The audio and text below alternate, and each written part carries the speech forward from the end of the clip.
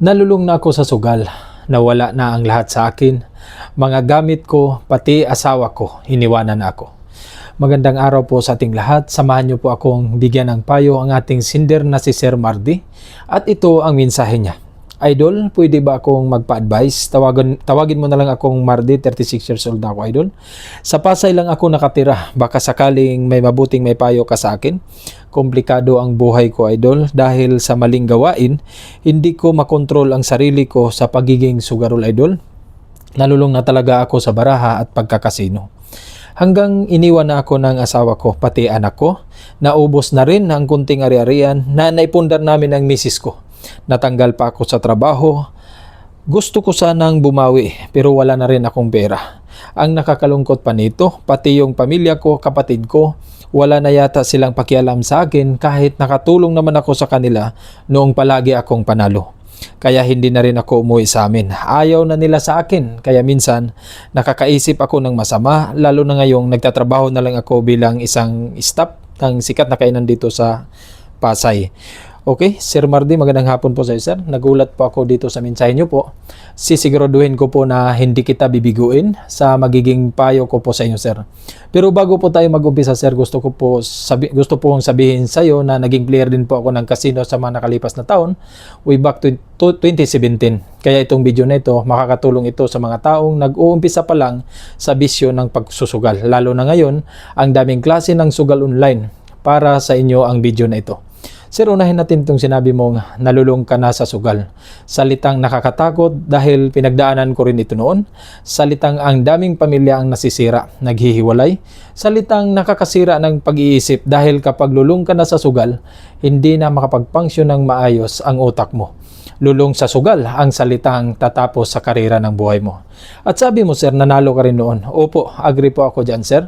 May pagkakataon po na mananalo tayo sa pagsusugal, pero ang katotohanan po niyan ay sa umpisa lang po yan.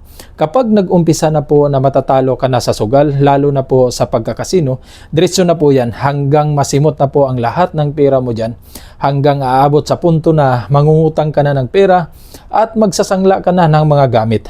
Baon ka na nga sa utang, nasangla pa ang lahat ng mga gamit mo. At kapag nangyayari na ito, mas lalong naging aborido ka, mas lalong hindi ka na makakaintindi ng mga payo sa asawa mo, mga kapamilya mo, hindi mo na sila maririnig dahil ang nasa utak mo ay makakabawi. Pero ang totoo niyan, hindi ka na talaga makakabawi. Hanggang umabot sa time na wala ka ng paraan para makabawi pa. At magulat ka na lang na wala na pati pamilya mo. Ganito kahirap ang malulong sa sugal, lalo na sa pagkakasino. Hindi mo rin masisisi ang kasino dahil marami ding nabubuhay dyan na nagtatrabaho. Kaya nasasabi ko noon na ang larong kasino ay para sa mga mayayaman lamang. Mga taong may income kahit hindi na sila nagtatrabaho. Pero tulad sa atin, hindi po para sa atin ang pagsusugal tulad ng kasino.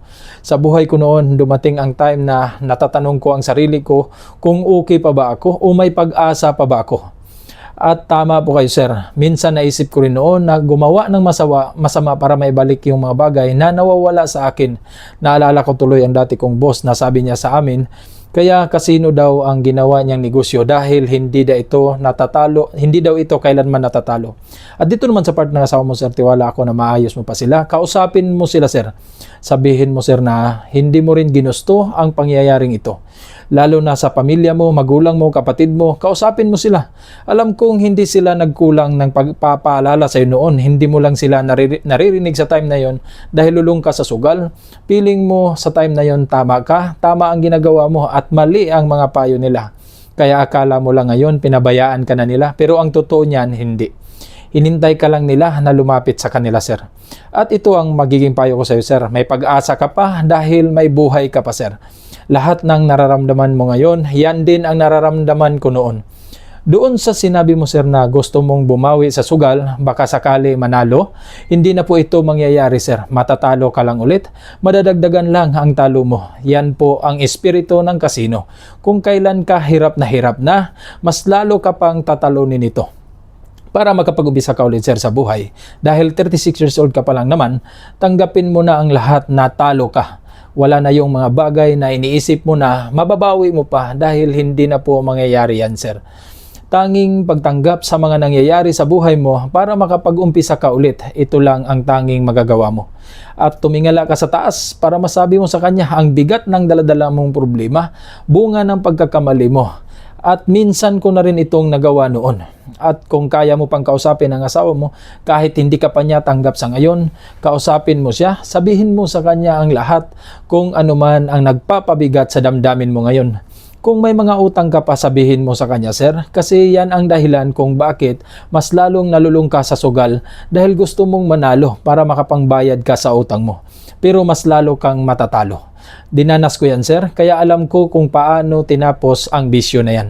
Ulitin ko, tanggapin mo na ang lahat, huwag kang mag-isip na makabawi pa dahil hindi na po mangyayari yan. Kausapin mo ang asawa mo, nabigyan ka ng panahon para magbago. At sa ngayon, sir, sabi mo naman may trabaho ka pa, pwede mo pang gawing panimula yan ng bagong buhay mo. At mag-promise ka sa sarili mo na hindi mo na ito gagawin pang muli. Sapat na siguro, sir, yung sakit at hirap na nararanasan mo ngayon para maiwasan na ang bisyong ito. Ganyan ko tinapos ang bisyo na yan, sir. Sana makatulong itong payo ko sa iyo, sir, at umasa ako na makakabangon ka. Maraming salamat po. Paalam.